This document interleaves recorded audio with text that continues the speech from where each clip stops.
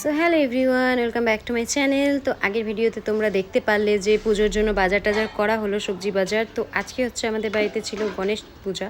Sorry, আমাদের বাড়িতে না, মানে ছিল দোকানে পূজা। তার জন্য দেখো বাড়িতে প্রথমে সবাই মিলে খিচুড়ি আর লাবড়াটা সকালবেলা ঘুমের থেকে উঠে বানিয়ে নেওয়া হয়েছে। আর এদিকে দেখো পুজোর জিনিস সমস্ত রেডি।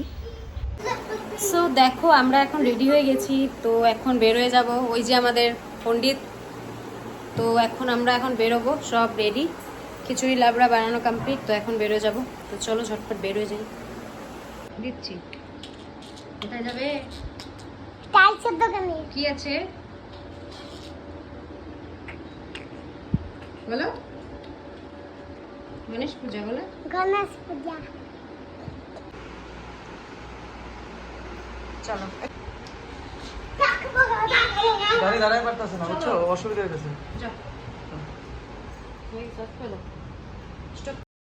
সো এদিকে দেখো আমরা বেরোয় পড়লাম, যাচ্ছি দোকানে। আর আমরা স্কুটি নিয়ে যাচ্ছি, আর বাকি সবাই গাড়ি করে খিচুড়ি লাবড়া আর পুজোর সমস্ত জিনিস নিয়ে আসছে।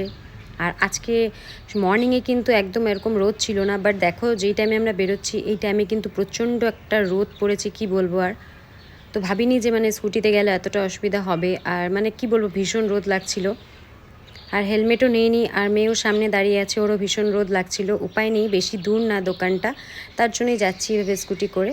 তো ফাইনালি দেখো দোকানে পৌঁছে গেছি, আর এদিকে পৌঁছেই কিন্তু সমস্ত পূজার জিনিসগুলো রেডি করছি। আর এখনও মানে আমার শাশুড়ি ওরা আসেনি, তো আমি আর ঠাকুরমশাই মিলে বাকি জিনিসগুলো ঝটপট করে রেডি করে নিচ্ছিলাম পূজার জন্য। আর দোকানে পূজা হলে, আর মানে ঘরে আর দোকানে পূজা হলে কি হয় বলো তো, বাড়িতে পূজা হলে একটা সব জিনিস বাড়িতে থাকে, কিন্তু দোকানে পূজা হলে কি হয়, জিনিসপত্র সব রেডি করে নিয়ে আসতে হয়। তো এটাতে কিন্তু একটা মানে ঝামেলা হয় বলতে পারো, কারণ একটা একটা করে অনেক কিছু ভরতে হয়, তো ভুলেও যাই অনেক সময়। তো এর জন্য কিন্তু মানে বলতে পারো মানে ভালো একটা ঝামেলা হয়। যাই হোক, আগের দিন থেকে সমস্ত রেডি করে রাখা হয়েছিল, তো কোনো রকম সমস্যা হয়নি এবার। আর এদিকে দেখো ঠাকুরমশাই প্রায় পুজো স্টার্ট করে দিয়েছে।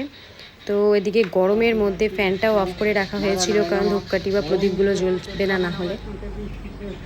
তো পুজো ভালোই কমপ্লিট হয়ে গেল। তারপরে আমরা সবাই বসেছিলাম দেখো গরমের মধ্যে, আর ভীষণ রোদ বুঝতেই পারছো দেখে। তো আমরা ফ্যান ট্যান চালিয়ে বাইরে বসেছিলাম, সবাই আসছিল, প্রসাদ খাচ্ছিল। তারপরে কিন্তু আর বেশি ভিডিও করা হয়নি, কারণ গরমের মধ্যে অস্থির হয়ে গেছিলাম সবাই। আর মানুষজন আসছিল, তো ওদেরকে খিচুড়ি দেওয়া হচ্ছিল, তার জন্য এখানে আমরা বসেছিলাম গরমে। তো আমরাও প্রসাদ খেয়ে তারপরে বিকেলবেলা চলে আসছি একবারে বাড়িতে সমস্ত কিছু নিয়ে। তো যাই হোক, সব কিছুর মধ্যেই পুজোটা ভালোই কমপ্লিট হয়ে গেল। তো চলো আজকের মতন এতটাই, দেখা হচ্ছে নেক্সট ভিডিওতে। Bye bye.